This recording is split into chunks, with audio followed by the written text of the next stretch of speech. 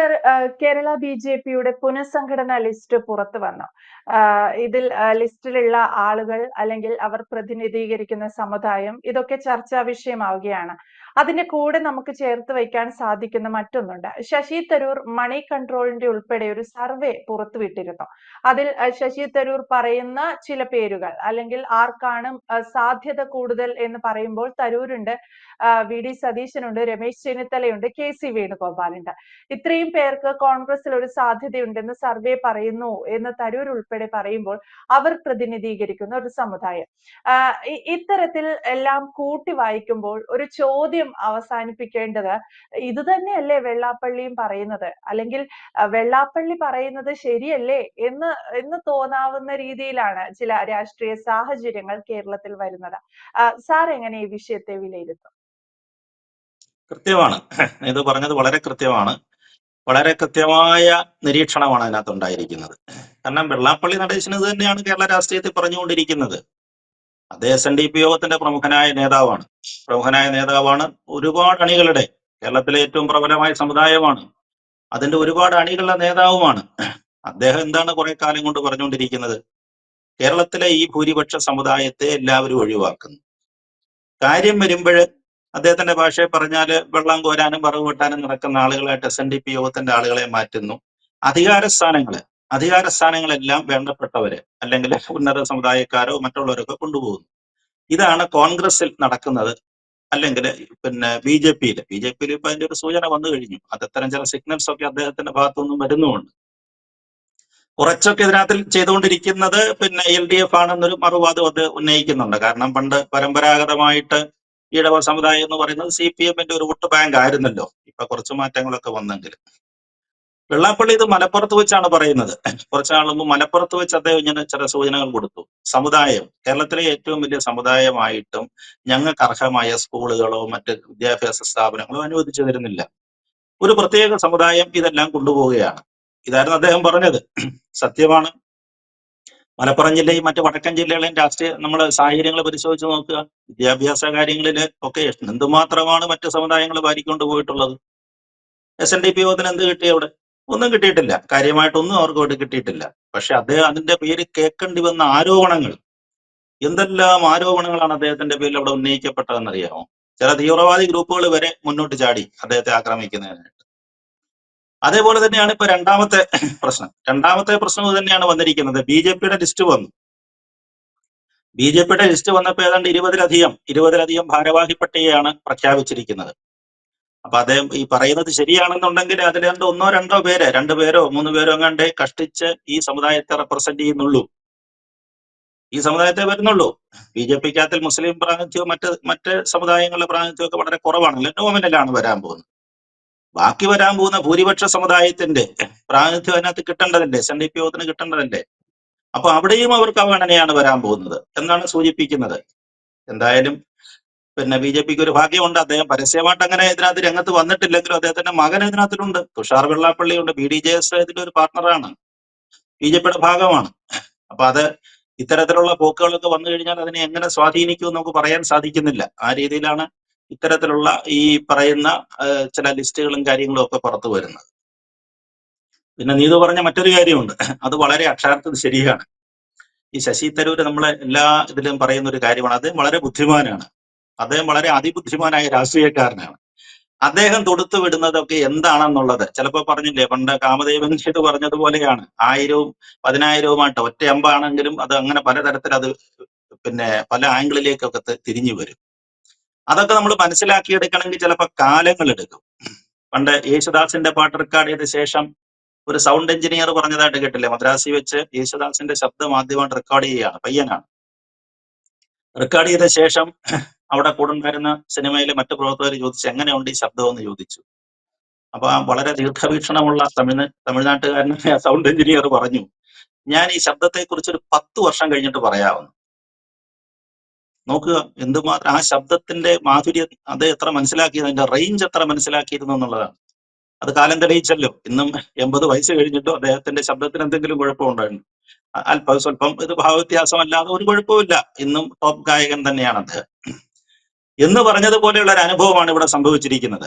ശശി തരൂർ വളരെ നീട്ടിയാണ് എറിഞ്ഞത്. ഈ സർവേയുടെ പേരിൽ സത്യത്തിൽ കോൺഗ്രസ്സുകാർ ഈ വാരിക്കുഴി മനസ്സിലാക്കിയില്ല. കോൺഗ്രസ് നേതാക്കന്മാര് ശശി തരൂർ ഇട്ടുകൊടുത്തിരിക്കുന്ന വാരിക്കുഴി മനസ്സിലാക്കിയില്ല എന്നുള്ളതാണ് എനിക്ക് തോന്നുന്നത്. കാരണം അദ്ദേഹം കൃത്യമായിട്ട് ചില കാര്യങ്ങളാണ് ഉന്നയിച്ചുകൊണ്ടിരിക്കുന്നത്. ഓപ്പറേഷൻ സിന്ദൂറും വിശദീകരിക്കാൻ പോയി, മറ്റു കാര്യങ്ങളൊക്കെ ചെയ്തു. അതോടൊപ്പം തന്നെ അദ്ദേഹം ദേശീയത, ഇപ്പൊ അവസാനം ദേശീയത പറഞ്ഞു. ദേശീയതയാണല്ലോ ഇപ്പൊ പുതിയ ചർച്ച വന്നിരിക്കുന്നത്. അതേപോലെ അടിയന്തരാവസ്ഥയെ വിമർശിക്കുകയും ചെയ്തു. പക്ഷെ ആദ്യം തുടങ്ങി വെച്ച ഈ സർവേയാണ്. ഈ സർവേയിലാണ് ആദ്യത്തെ വെടിപൊട്ടുന്നത്. സർവേ എന്ന് പറയുന്നത് ഒരു ബോംബെ ബേസ്ഡ് ഏജൻസി, അവരാണ് സർവേ ചെയ്തതെന്ന് പറയുന്നു. ഇപ്പൊ ചില ആരോപണങ്ങൾ ഉന്നയിക്കുന്നു, ഈ ഏജൻസിക്ക് ശശി തരൂരുമായിട്ട് കണക്ഷൻ ഉണ്ടെന്നുള്ളത്. ഉണ്ടാകണമല്ലോ, അങ്ങനെയുള്ള ഏജൻസികൾ ഇപ്പൊ നമ്മുടെ കേരളത്തിലെ നേതാക്കന്മാര്, ഇവിടുത്തെ ഉള്ള യൂത്ത് കോൺഗ്രസും KSUക്കാരും മറ്റെല്ലാ രാഷ്ട്രീയ പാർട്ടികളുടെ നേതാക്കന്മാര് സർവേ ചെയ്യുന്നില്ലേ? അവർക്ക് മത്സരിക്കാൻ ഉദ്ദേശിക്കുന്ന മണ്ഡലങ്ങൾ അല്ലെങ്കിൽ അവർ പ്രതിനിധാനം ചെയ്യുന്ന മണ്ഡലങ്ങളെയൊക്കെ അവർ സർവേ ചെയ്യുന്നുണ്ട്, സ്വകാര്യ ഏജൻസികളെ കൊണ്ട് സർവേ ചെയ്യുന്നുണ്ട്. പക്ഷെ അതൊന്നും അങ്ങനെ കാര്യമായിട്ട് പുറത്തു വരുന്നില്ല എന്നുള്ളതേ ഉള്ളൂ. എന്ന് പറഞ്ഞ പോലെ ശശി തരൂർ സ്വകാര്യ ഏജൻസിയെ വെച്ച് ചെയ്തു എന്നിരിക്കട്ടെ, അദ്ദേഹത്തിന് ബന്ധമുള്ള ഏജൻസിയാണെന്നും ഇരിക്കട്ടെ. ഇത് ട്വീറ്റ് ചെയ്തത്, ഇദ്ദേഹത്തിന് ഈ സർവേ റിപ്പോർട്ട് പുറത്തുവിട്ടത് അദ്ദേഹത്തിന്റെ ഒരു സുഹൃത്തായി UN ഉദ്യോഗസ്ഥനാണെന്നുമാണ് മറ്റൊരു ആരോപണം വന്നിട്ട്. അതും ശരിയാണ്, ഒരാൾക്ക് സ്വാതന്ത്ര്യമില്ലേ വന്ന റിപ്പോർട്ട് അറിയാനായിട്ട്. പക്ഷെ എന്തുവാ റിപ്പോർട്ടിൽ പറഞ്ഞിരുന്നത്? റിപ്പോർട്ടിൽ പറഞ്ഞിരുന്നത് കേരളത്തിൽ അടുത്ത ഭരണം UDF-നായിരിക്കും, കേരളത്തിൽ അടുത്ത ഭരണം UDF-നായിരിക്കും എന്നാണ് ആ റിപ്പോർട്ട് പറയുന്നത്. അത് ശരിയല്ലേ? ശരിയായ കാര്യം തന്നെയാണെന്നാണ് രാഷ്ട്രീയക്കാർ പറയുന്നത്.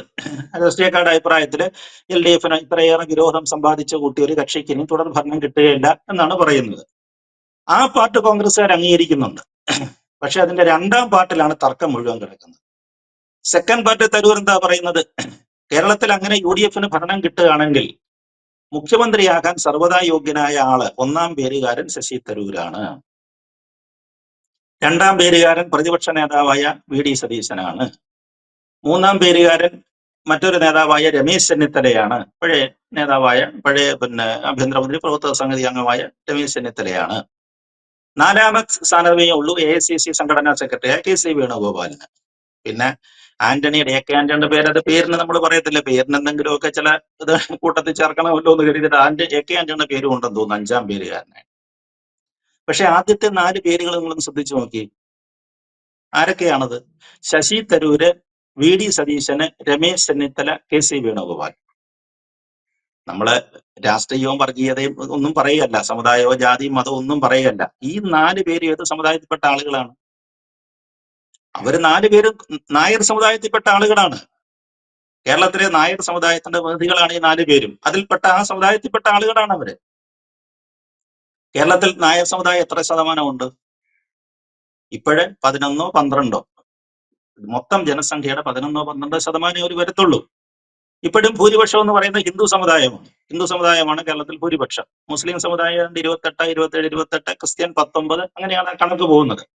51% ഹിന്ദു സമുദായമാണ് കേരളത്തിലുള്ളത്.